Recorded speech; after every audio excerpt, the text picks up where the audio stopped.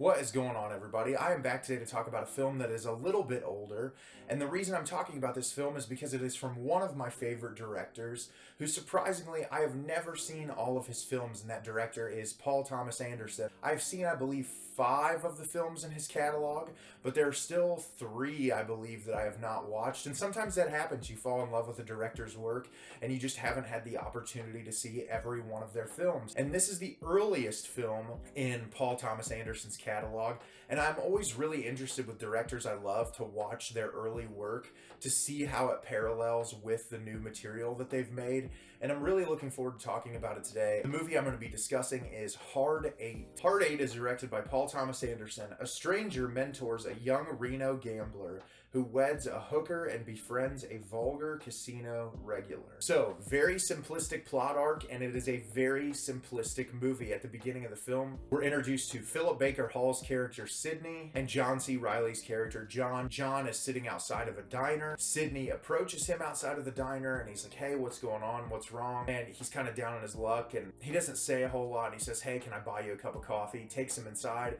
buys him a cup of coffee, starts to ask him questions. You find out that John's mother has died recently. He needs to pay for her funeral, but he doesn't have any money, and he says he needs $6,000 to be able to pay for her funeral. And Sidney says, "Well, I can't get you $6,000, but I can help you start to make some money, and maybe we can get this figured out. If you come to Las Vegas with me, I'll show you how to make some money." And so the two of them sit and talk. John kind of sets up a barrier, doesn't 100% know whether he trusts him, finally caves in, gets in the car with him, and drives to Vegas. Well, when they get to Vegas, Sidney starts to show him everything that he knows about gambling, how to gamble and make money but not lose money in a stupid way.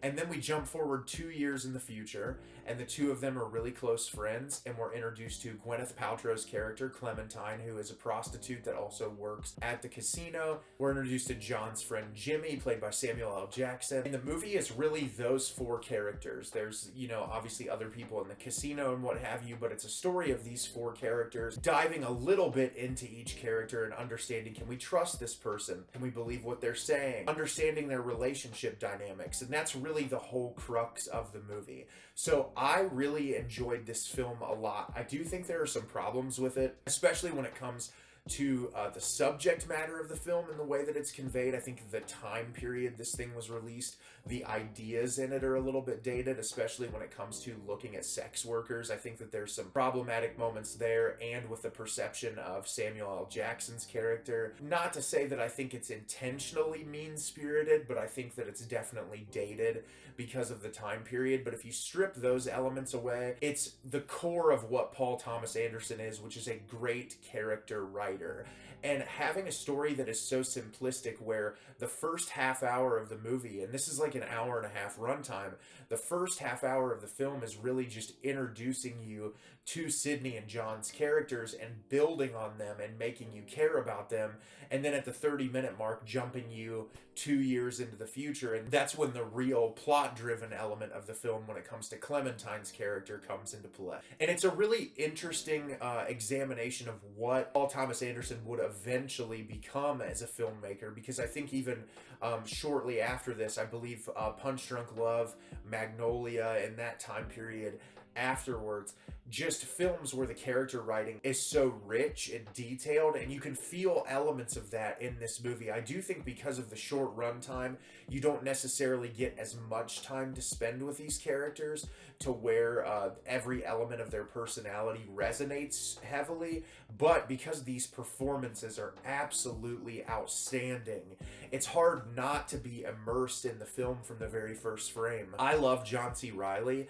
I think that he's an incredible comedic actor, but when he is in dramatic roles, he is absolutely phenomenal, and people do not give him enough credit, and he is fantastic in this movie. Philip Baker Hall is absolutely incredible, as well as Sidney, really committed to the performance, really believable character. Samuel L. Jackson is fantastic while he's in this.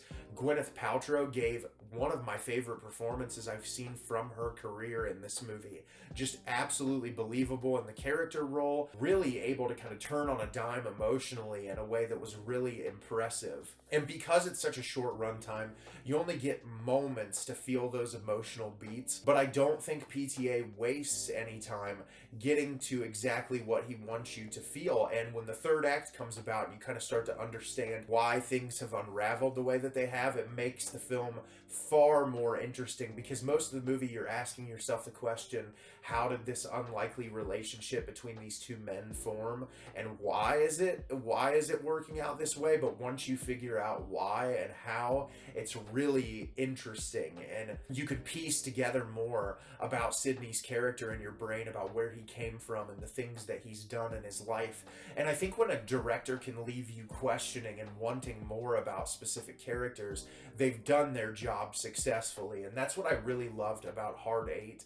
It's very noir-esque. It's a very quiet film that works really well. Philip Seymour Hoffman shows up at one point for a very brief scene in this movie, and he does a phenomenal job as per Philip Seymour Hoffman's usual.